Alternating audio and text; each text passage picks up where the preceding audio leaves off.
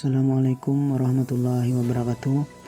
Kami peserta Latsar CPNS golongan 3 tahun 2021 Provinsi Kalimantan Selatan, Angkatan 20 kelompok 3 sub kelompok 2 akan mempresentasikan tentang biografi tokoh milenial nasionalis inspiratif. Perkenalkan, kami sub kelompok 2 beranggotakan 5 orang. Saya Ahmad Junaidi sebagai ketua, dan anggota saya yang pertama bernama Usman Jalaluddin, yang kedua Rahmatul Jannah, yang ketiga Santi, dan yang terakhir Mulyana Sapitri.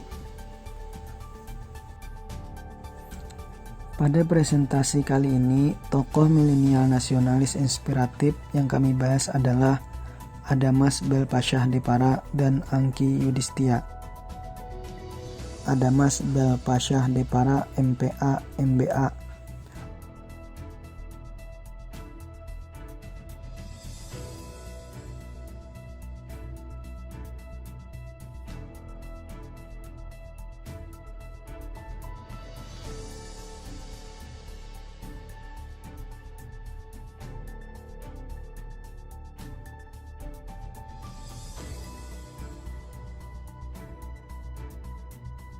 Adamas Belpasyah Depara, MPA, MBA, atau kita kenal sebagai Belva Depara. Lahir di Jakarta 30 Mei 1990, anak dari Bapak Tri Harsono dan Ibu Murni Harcahyani. Pendidikan S1 Nanyang Technological University, Singapura di bidang ilmu komputer dan manajemen bisnis.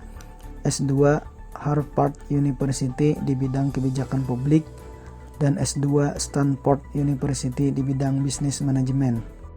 Karir: pernah bekerja di unit kerja Presiden bidang pengawasan dan pengendalian pembangunan.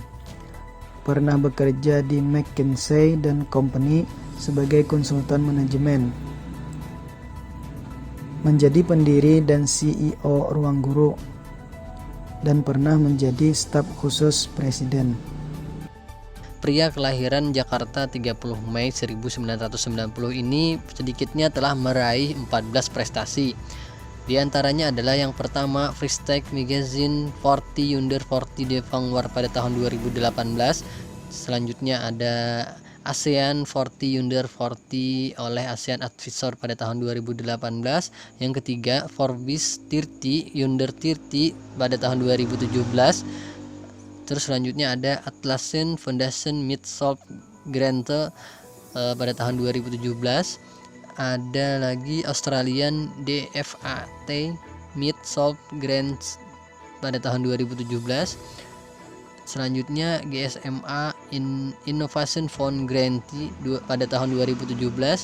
Ada lagi wirausahawan paling menjanjikan di ASEAN pada tahun 2016. Selanjutnya Social Enterprise of the Year pada tahun 2016, yaitu penghargaan tentang wirausahawan sosial pada tahun 2016.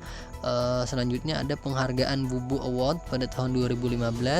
Ada juga medali emas Lee Kuan Yew pada tahun 2011. Ini merupakan penghargaan tertinggi bagi mahasiswa di universitas. Selanjutnya ada medali emas Accenture pada tahun 2011. Ini juga penghargaan bagi peraih nilai akademis tertinggi di program studi bisnis. Selanjutnya lagi ada medali emas Infocom Development Authority of Singapore pada tahun 2011. Penghargaan ini merupakan penghargaan bagi peraih nilai akademis tertinggi di program studi ilmu komputer. Terus lagi ada Young Leader for Indonesia pada tahun 2011. Terus ada lagi selanjutnya medali Bagaskara Adi Tanggap pada tahun 2007. Selanjutnya kita akan membahas tentang bentuk nasionalisme Belva Depara.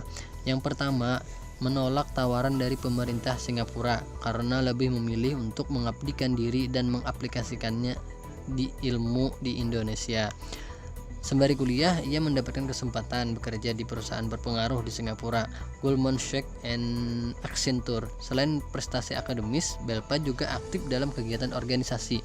Ia dipercaya untuk menjabat sebagai Sekretaris Jenderal Perhimpunan Pelajar Indonesia Singapura dan dinobatkan menjadi Young Leader for Indonesia pada tahun 2011 oleh McKinsey dan Company. Sesuai studi sarjananya di Singapura, Belva memutuskan untuk kembali ke Indonesia dan menolak banyak tawaran pekerjaan dengan gaji yang tinggi di Singapura. Terus yang kedua, peduli terhadap perkembangan pendidikan di Indonesia dengan mengaplikasikan penggunaan teknologi untuk sarana belajar mengajar yang dinamakan Ruang Guru. Dari banyak pengalamannya, ia bertekad untuk terjun langsung untuk membantu Indonesia dalam transformasi sistem pendidikan. Pada tahun 2014, ia pun mendirikan Ruang Guru, sebuah startup teknologi dengan misi sosial pendidikan bersama dengan sahabatnya yaitu Muhammad Imam Usman. Yang ketiga, membuka lapangan pekerjaan melalui Ruang Guru. Seusai menyelesaikan semua studinya di Amerika Serikat pada tahun 2016, ia memutuskan untuk kembali ke tanah air demi fokus membesarkan Ruang Guru yang sebelumnya dikelola oleh Imam Usman. Kepulangannya ini juga sekaligus menandakan ia mengambil alih pimpinan Ruang Guru. Di bawah komandonya, Ruang Guru dengan segera berkembang pesat 5 kali lipat. Dari yang tadinya hanya platform pendidikan kecil menjadi startup teknologi edukasi terbesar di Indonesia. Saat ini yang sudah menjangkau lebih dari 15 juta siswa di seluruh Indonesia dan 300.000 guru. Terus yang selanjutnya lagi, yang keempat, memfasilitasi kegiatan belajar secara virtual dengan kurikulum yang dirancang khusus oleh pengajar terbaik dan berpengalaman.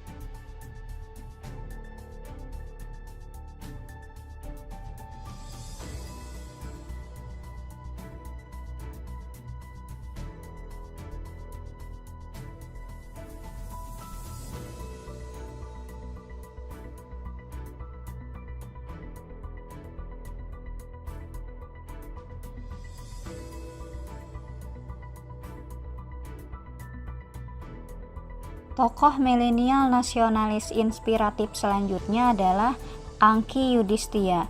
Angky Yudhisthia adalah seorang penyandang disabilitas yang aktif di berbagai organisasi. Ia mulai kehilangan pendengarannya ketika menginjak usia 10 tahun. Kejadian itu dikarenakan pengaruh obat yang dikonsumsinya ketika dia sakit. Angky lahir di Medan pada tanggal 5 Mei tahun 1987 dari pasangan Hadi Sanjoto dan Indiarti Kaharman.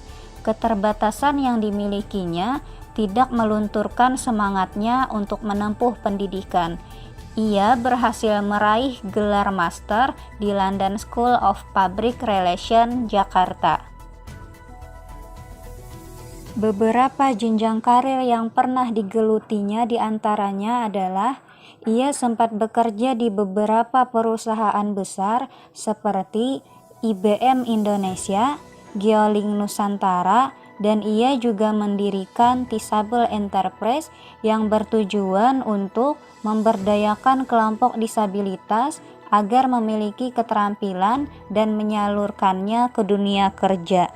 Ia juga aktif menulis, di antara buku yang pernah dirilisnya adalah Perempuan Tunarungu Menembus Batas, Setinggi Langit, dan terakhir Become Rich as Socialpreneur.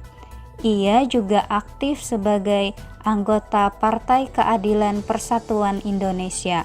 Dan terakhir, ia adalah salah satu dari 7 staf khusus yang dipilih oleh Presiden Joko Widodo.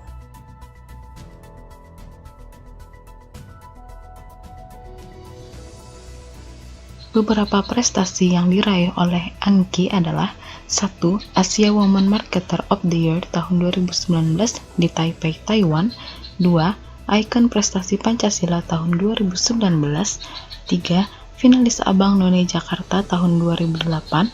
Dan yang keempat, The Most Fearless Female Cosmopolitan tahun 2008. Bentuk nasionalisme Angki Yudhistia. 1. Memberdayakan kelompok disabilitas Indonesia agar memiliki kemampuan dan keterampilan serta menyalurkannya ke dunia kerja, terutama dalam industri ekonomi kreatif. 2. Memperjuangkan kaum disabilitas agar tidak dikucilkan dan mendapat hak yang sama.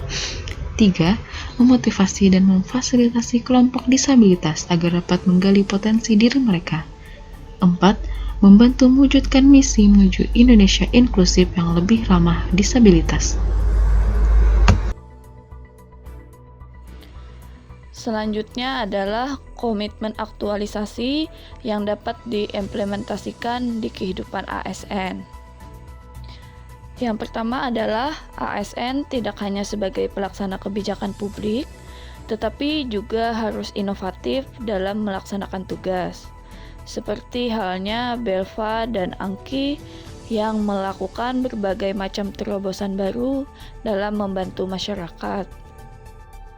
Yang kedua, ASN sebagai pelayan publik harus memberikan pelayanan dan memfasilitasi agar tercapainya pelayanan yang maksimal, seperti halnya Belva yang memberikan fasilitas sarana belajar mengajar secara virtual, dan Angki yang memberikan fasilitas untuk kelompok disabilitas agar dapat menggali potensi diri mereka.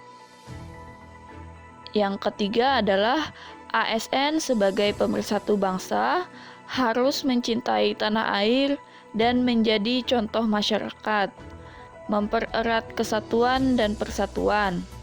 Seperti halnya Belva yang lebih memilih mengabdi di Indonesia daripada menerima tawaran pekerjaan dengan gaji yang tinggi di Singapura, dan Angki yang memperjuangkan kelompok disabilitas agar mendapatkan perlakuan dan hak yang sama.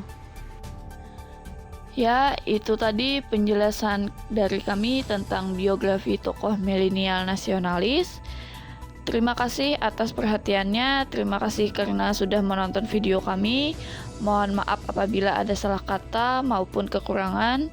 Wassalamualaikum warahmatullahi wabarakatuh.